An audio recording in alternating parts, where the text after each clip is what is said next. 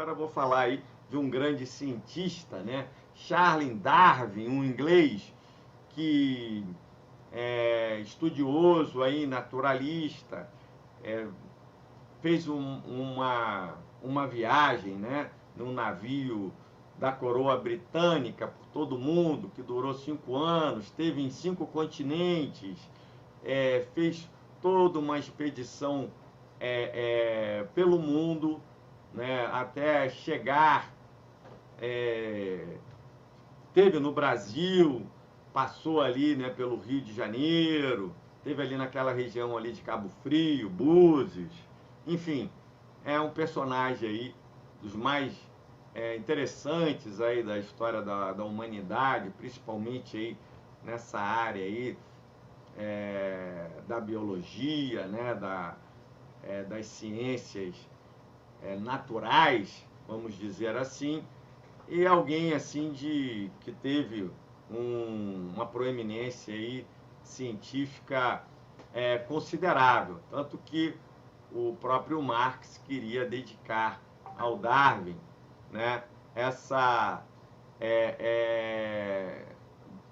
dedicar, salvo engano, né, o Capital ao Darwin, e o Darwin educadamente recusou, né, essa oferta do Marx. Mas enfim, ele, né, não sabia direito que caminho seguiria, né, qual seria ali as inclinações do mundo profissional dele. O pai queria que ele seguisse a carreira de médico, o tio queria que ele seguisse a carreira teológica, né? Acabou que ele foi sorteado aí, convidado para essa expedição, né, nesse navio, e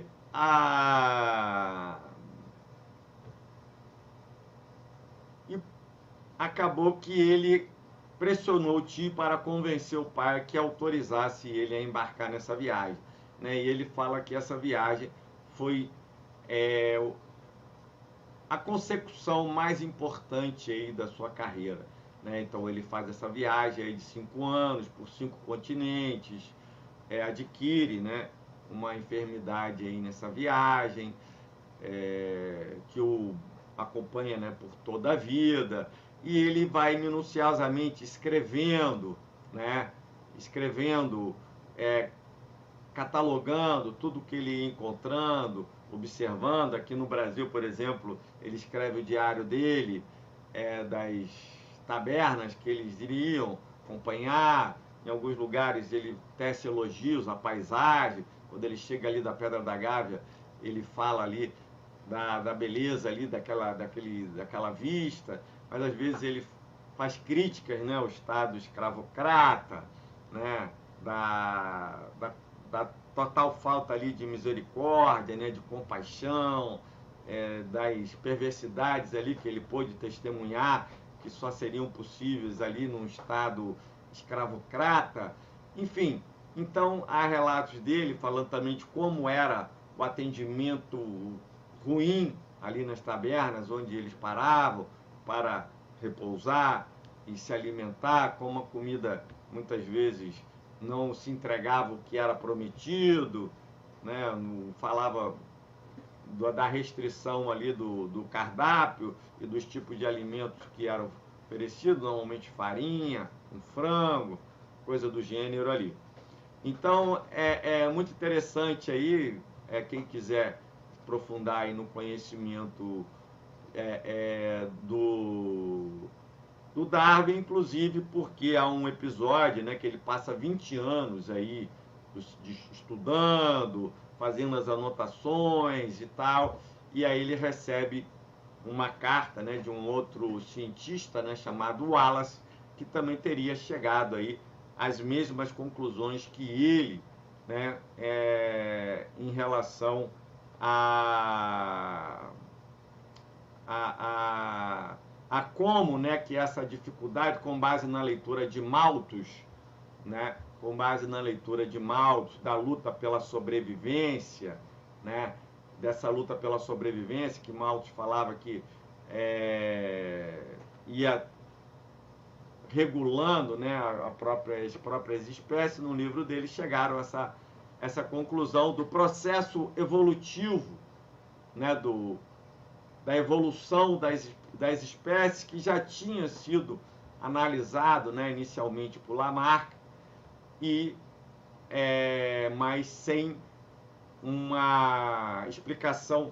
né, como que essa evolução ocorreria. Então você tinha a seleção natural, né, um termo cunhado por Darwin,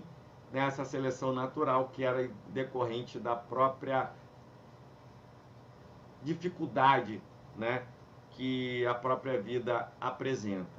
né? Ou seja, na medida em que você tem as espécies colocando, né, uma quantidade de ovos ou de novos seres no mundo em progressão geométrica, mas isso aí não ocorre uma explosão populacional, eles chegaram à conclusão que isso não ocorreria porque com a própria seleção natural havia uma competição entre os membros da própria espécie por esse controle desse território, né? Ou de espécies diferentes, e acabando aí por regular aí a quantidade de indivíduos, né, de uma espécie animal. Então você veja aí que a questão da seleção natural, e o Wallace tinha escrito aí eles de uma maneira muito generosa, né, o próprio Darwin, a princípio não sabia como lidar com aquela situação, foi ponderar com amigos ali o que fazer em relação àquele ocorrido, à medida que o senhor Wallace tinha chegado ali às mesmas conclusões que ele em relação à questão ali da seleção natural, e ele é aconselhado aos dois publicarem junto, né, um trabalho conjunto ali em relação a esse aspecto ali da seleção natural. Depois até o cientista, né, o Wallace, ele veio dizer que apenas por uma questão do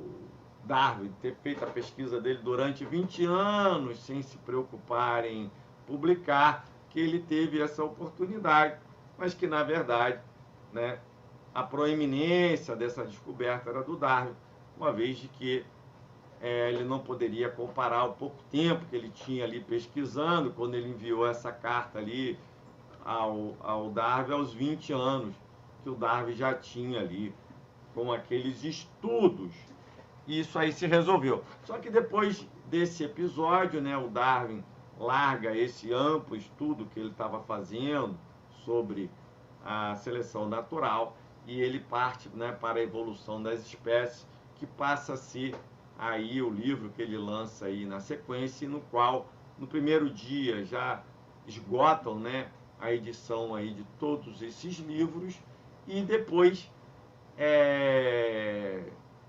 isso aí tem uma repercussão mundial. Mas por que nós trouxemos aí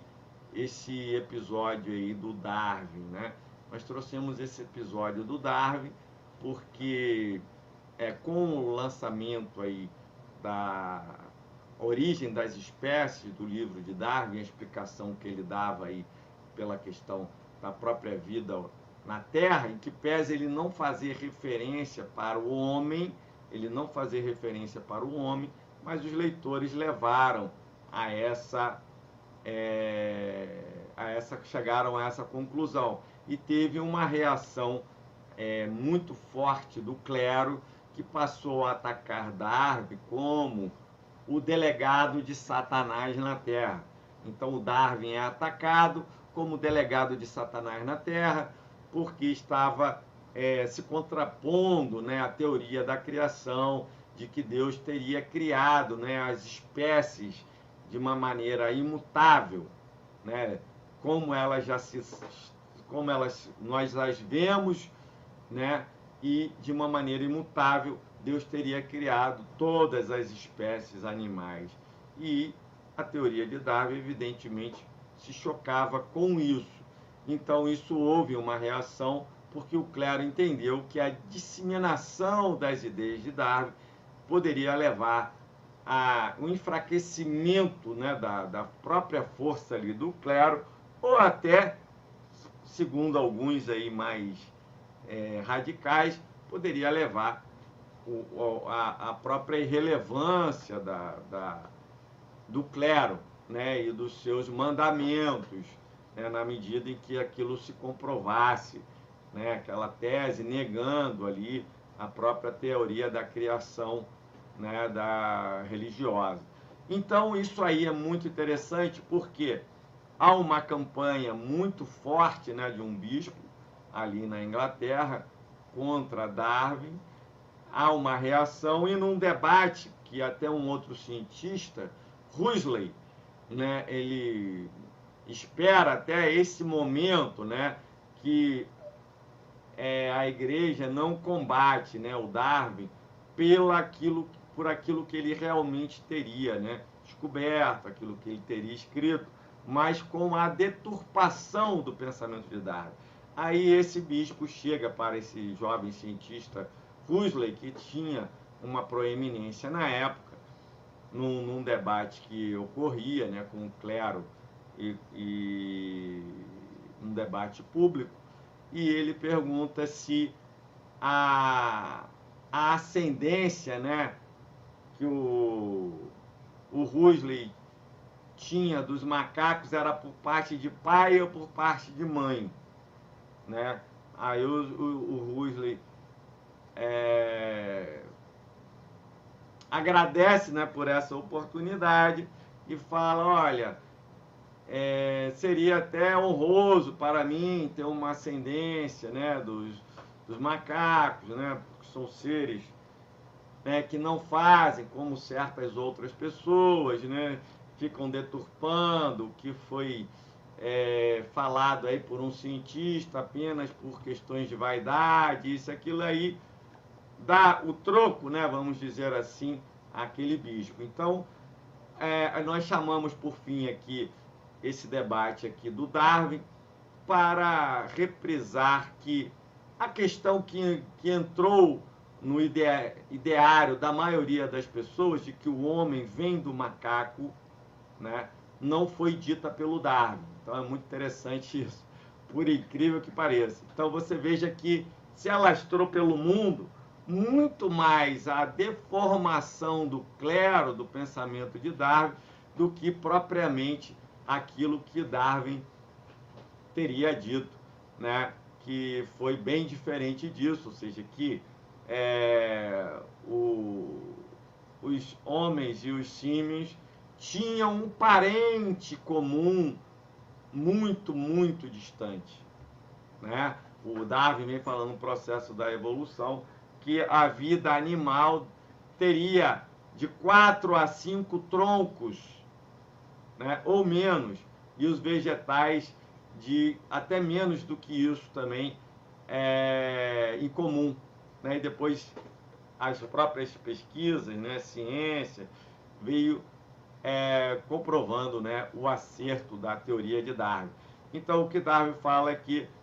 os hominídeos e os símios, eles tinham um parente em comum, um parente comum muito, muito longínquo, distante, ou seja, desse parente comum, um seguiu para o ramo dos símios e o outro seguiu para o ramo aí dos hominídeos, mas de uma maneira aí muito distante, né, num passado muito longínquo ao presente momento aí do que nós entendemos aí como civilização. Só o Homo sapiens, por exemplo, tem